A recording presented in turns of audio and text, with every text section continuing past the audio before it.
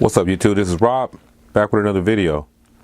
I got the OnePlus 5 and I'm here to give you my review on this phone. So let's get to it.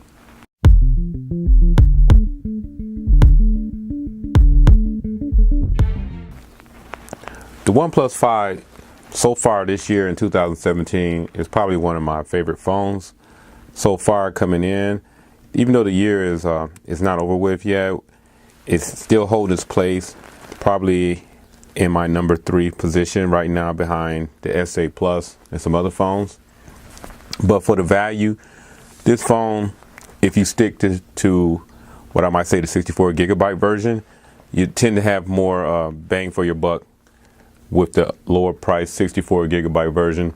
The 128 gigabyte version does creep into the flagship area, and it does find it hard to compete with those more expensive phones. The design of the OnePlus 5, in my opinion, is somewhat reminiscent of other phones that's out on the market right now. But the thing about those type of phones, and maybe emulating those type of phones, is not so much that you actually did emulate it, but the fact that did you do it justice? Was it a pure ripoff with no functionality behind it?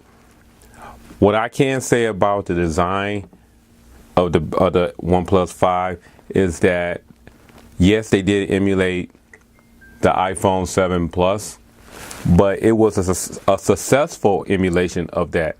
It does feel good in the hands. It's a lot thinner. The curvatures of the side adds to the comfort of the hold.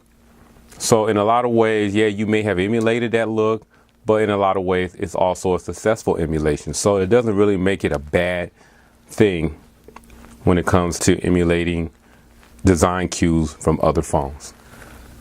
The dimensions of the OnePlus 5 is 6 inches, about 6.07 inches by 2.92 inches and 0.029 inch thick. It weighs about 153 grams or 5.4 ounces. It does have dual SIM, nano SIM, and you have another place for an extra SIM card. No expanded storage options are available.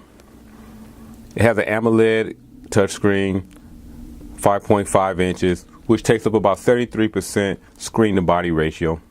The resolution is 1080 by 1920, which works out to a 401 ppi pixel density. It has Corning Gorilla Glass 5. The phone does run Oxygen OS with Android 7.1.1 Nougat. It sports the Snapdragon 835. It does have an Adreno 540 GPU. Internally, I have the 128 gigabyte version with 8 gigs of RAM. The 64 gigabyte, 6 gigs of RAM is also available at a slightly cheaper price. Also, let's not forget the USB Type-C and the non-removable 3300 milliamp battery. The phone does have a dual camera setup with a 16 megapixel camera with an f1.7 aperture. It does have EIS. The second camera is a 20 megapixel. That's set at f2.6 aperture. It does have phase detection, autofocus.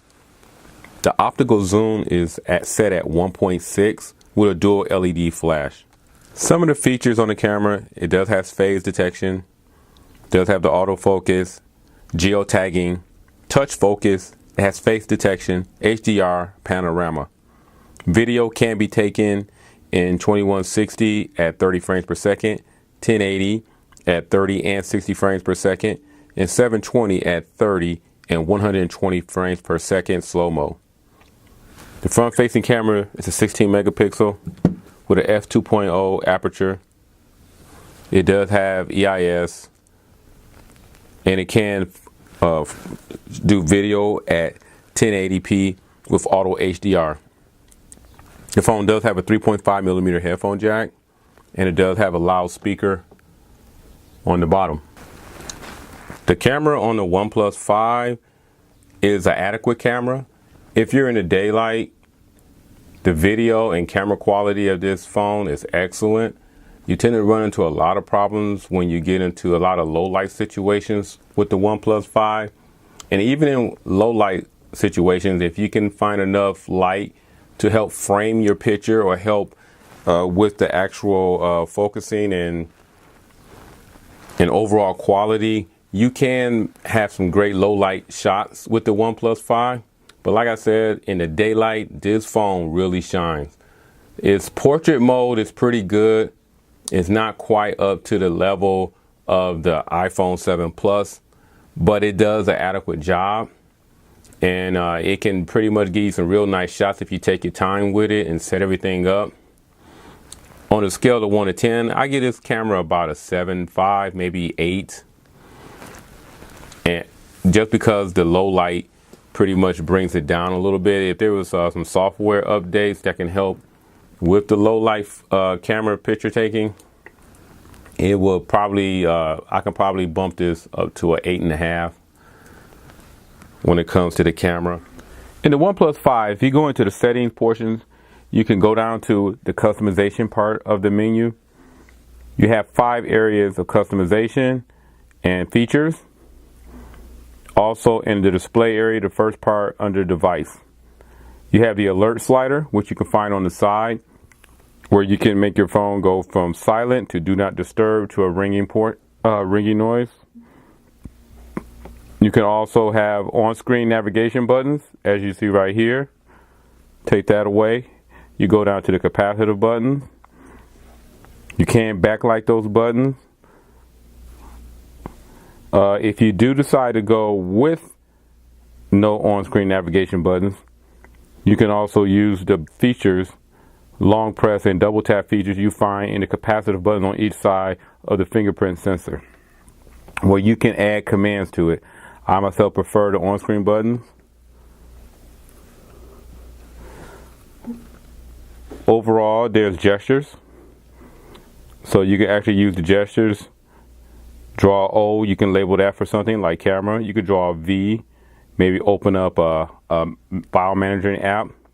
You can do an S, draw an S and set that up for a particular feature, and so on. It does have a 3-finger screenshot. You can flip the phone to mute it if it's ringing. You can do a double tap to wake. Just double tap the screen.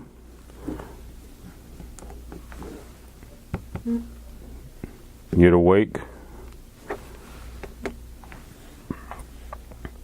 So I mean, you can find some extra features here to make it a little custom, customize it to your liking.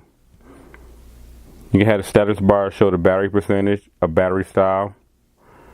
You can go to a circular battery. Yeah, icon manager, where when you pull down, well, you can see what's in your, you can set up what you want to show right here in your pull down. Within the display, that's one of my favorite features is the reading mode. Now within the reading mode, you can give your phone what I like to say a Kindle effect in certain apps. I do have it customized for 2 of my favorite reading apps, Bleacher and Feedly. So what happens is when I go into those apps, it immediately goes into a black and white Kindle paper look to it. Takes all the color out of it, as you can see, and make it easier on the eyes, especially if you're reading at night. Then when you come out of this, watch the color slowly comes back. Boom.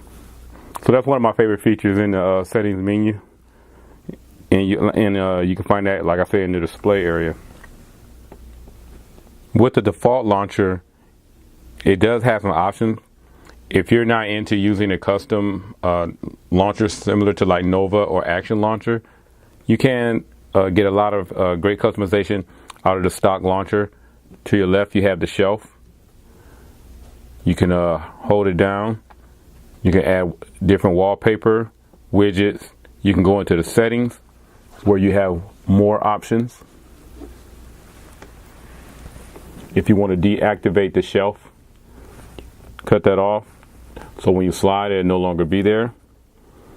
You can also do a swipe down for quick access. That's a shortcut. Just swipe it down. The whole notification comes down. You can long press to have app shortcuts. And you can add various icon packs. I have over 20 icon packs. And the custom launcher will work with all of them. Hit that one. You can see the changeover. Go back. And see the new icon pack. So that's a great feature. You can customize the stock launcher and get a lot out of it, especially if you're not in the market to buy something like Nova Launcher or Action Launcher or a lot of the other launchers that you find in the Google Play Store. Everything else is pretty much your standard settings. But overall, like I said, the OnePlus 5 can offer you some customization. It's not as in-depth as you may find in larger flagships, but it is enough to pretty much keep you going. Overall, I do like this phone. It's a great phone. It's so far still hanging in my top 5, but we do have big boy season coming up real soon. So we'll see how long this OnePlus 5 can stay in there. Overall, guys, I hope you enjoyed this video. And this is my review of the OnePlus 5. If you're in the market for this particular phone and you don't want to pay the extra money, I can recommend the 64 gigabyte one. But if you're going to try to go up to the 128, you may want to try to save your money for another month and step up to the big boys. But if you must get something now, save yourself some money, get the 64 gigabyte variant, and you'll have a phone that's future proof for at least 2 to 3 years. Overall, guys, that's it. Hope you enjoyed this video. Please subscribe, thumbs up, leave some comments down below if you have any questions. And I'll catch you guys in the next one. I'm out.